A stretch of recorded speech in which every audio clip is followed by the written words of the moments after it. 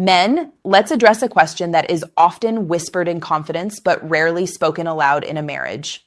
If my wife is no longer interested in intercourse, shouldn't she at least be willing to compromise with other acts, like a hand job or oral sex? And should I even dare to ask? This is an incredibly reasonable question. Your sexual needs, your need for physical intimacy and release, are valid, healthy, and vital to your well-being. When the primary form of intimacy, intercourse, is withheld, seeking compromise is natural. But the reality of asking is fraught with fear. You fear being rejected again. You fear being seen as demanding or inappropriate. You fear confirming that your wife sees you only as an obligation. I've spent 5 years helping men navigate the devastating impact of chronic sexual withdrawal. And I want to give you the honest answer. Yes, asking for compromise is reasonable. But what happens if she still refuses? That's where your power truly lies. Today, we're going to explore the unfortunate reality of sexual withdrawal, the only healthy path for a man who values commitment, and the simple truth women need to understand about compromise. If this topic resonates with you, please hit that like button now. Let me know in the comments, where are you watching from? And please subscribe to join a community dedicated to men's lasting vitality. The myth is that sexual disinterest is temporary, easily fixed by a romantic gesture, or that your wife will logically agree to compromise because she cares about your needs. The painful, health-critical truth is this: sexual disinterest and withdrawal, particularly after marriage, is an unfortunate pattern in female behavior that for many women becomes a non-negotiable form of self-protection, or more dangerously, a weapon of control. I know many of you are hearing advice that is simple, clean, and ultimately unhelpful. If she withholds sex, leave the marriage. It's over. But that advice often ignores the complexity of a good man's values. Your values. For many of you, leaving is not an option. Your values, your commitment to your family, your sense of loyalty, your desire to honor your vows, align most with staying and managing the situation with dignity, and I respect that choice profoundly. The reality, the same underlying issues, emotional emptiness, control, emasculation, that lead to withholding intercourse are the same ones that prevent compromise. If she is unwilling to meet you on common ground, it's a symptom that her emotional block is massive. Biologically, when a wife is deeply shut down, her brain sees any sexual act, intercourse, oral sex, hand job, as a threat to her rigid control or a demand on her empty emotional reserves. The physical simplicity of compromise is irrelevant to the psychological fear driving her withdrawal. Practically, if your wife isn't willing to budge on any form of intimacy, you must accept the difficult reality. You are choosing to stay in a non-sexual marriage. Your dignity depends on how you manage that choice.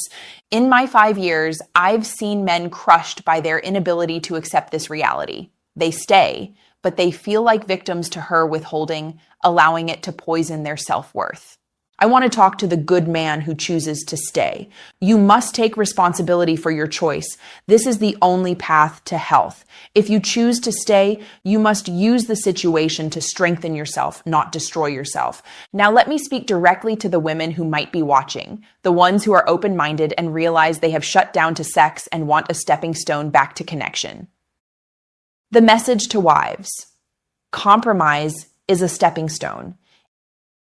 If you are a woman trying to re-engage, looking at the huge, overwhelming task of going back to regular intercourse often causes you to shut down further. It feels like too big a production. Compromise lowers pressure. Offering a hand job or oral sex is a brilliant stepping stone. It minimizes the psychological pressure and overwhelm you put on yourself. It's a gift of value. It tells your husband, I still value you and your needs. I'm willing to work with you. This validates his importance without requiring you to conquer the full mental hurdle of full intercourse right away. It reintroduces fun. It's a chance to take the stick out, reduce rigidity, and explore the lighter, more spontaneous fun you likely had early in the relationship. Your husband still appreciates these things, and if you are honest with yourself, you can enjoy them too. For the good man who chooses to stay despite the withdrawal, here are the 5 mistakes you must avoid to protect your health and dignity. 5. Internalizing the rejection as a personal defect. The mistake. You believe her refusal to compromise means you are fundamentally unlovable, undesirable, or unworthy of affection. Biologically, internalizing rejection spikes stress hormones. This chronic feeling of low self-worth actively suppresses testosterone and increases depression risk. You are chemically punishing yourself. Emotionally, you allow her internal issues, her control, her emptiness to define your value. This destroys your dignity and confidence. Practically, you stop initiating everything, hugs, dates, conversations, because you fear another no, thus making yourself even more passive and less attractive. The next mistake is about how you communicate your anger. 4. Engaging in passive-aggressive manipulation. The mistake. Instead of communicating your pain, you sulk, withdraw, spend money recklessly, or criticize her in unrelated areas, hoping she will guess your pain and change. Biologically, passive aggression keeps you stuck in the toxic loop of resentment, spiking your cortisol.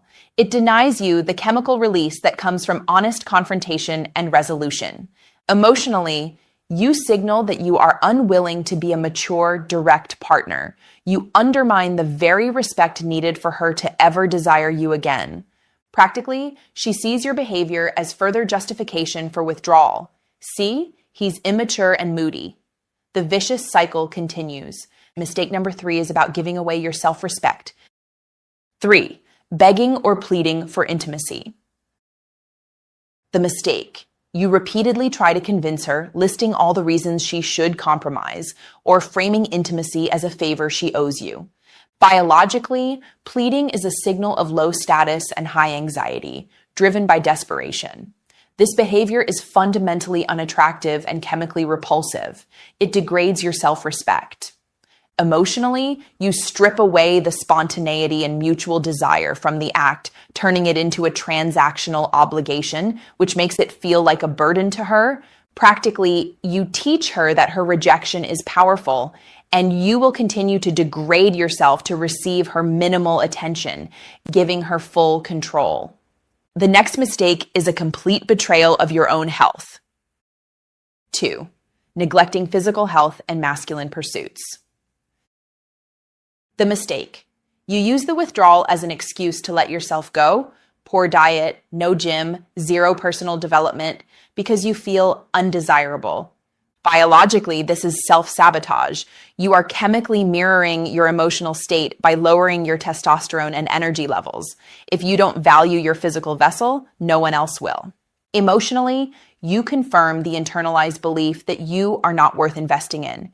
You lose the confidence that is the bedrock of male attractiveness and dignity.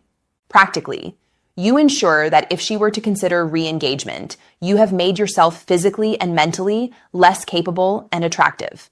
The number 1 mistake is the fundamental failure of accountability. 1.